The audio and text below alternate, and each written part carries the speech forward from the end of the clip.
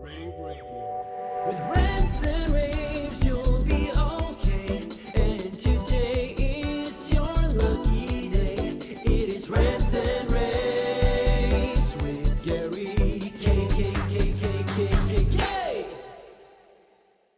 Hey everyone, this is Gary K. We're bringing to you a special breaking news story.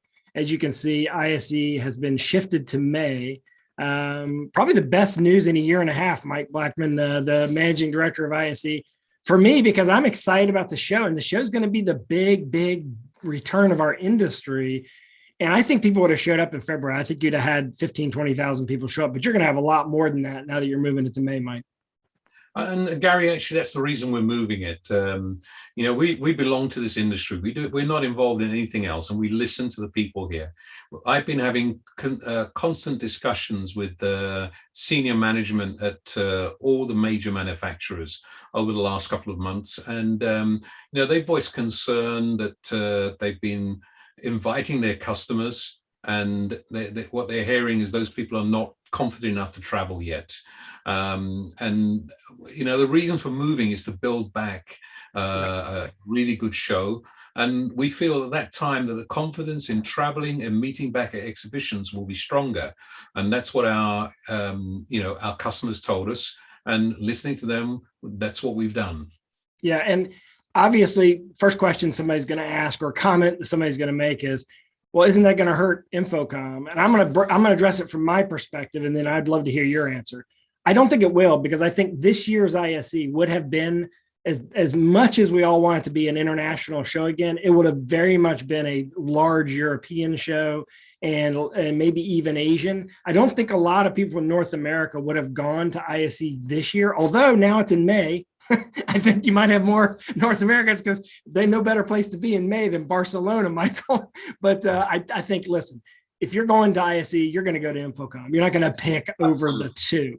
So I don't think it really affects the two. And I've always been kind of bullish on the two shows collaborating more. At the end of the day, Gary, the people who will probably go to both will be people like yourself who are journalists, who are covering the market. And but when it comes to integrators and the channel, ISE's focus is Europe and Infocom, North America. So those are the audiences you're going to see. You're going to see afterwards the Infocom China show happening in July. So we've got all three continents covered in a short space of time. You can just get on a plane and go from place to place, Gary. I will. I'll be going to Europe in May. I'll be going to Las Vegas in June, and I'll be going to China in July. I think it's actually, I love it because they get them back to back.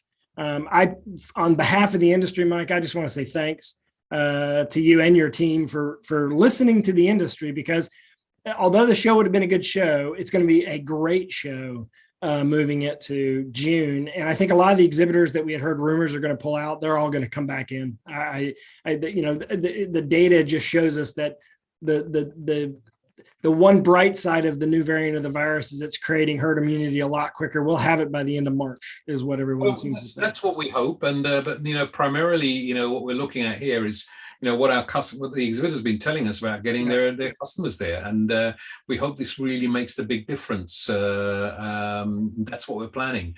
I can tell you in the last minutes, the feedback we're getting already from all the major manufacturers is this is such a good decision. They're really looking forward to this, and that they're fully committed, or even more committed now to the show, because they feel more confident about getting their customers there. Yep, I agree with you 100%. I appreciate you coming on and jumping on this video call. I think it's like 9 p.m. or 8 p.m. there where you are. I don't know if you probably haven't had a chance to eat yet, so go enjoy a glass of wine and eat and listen.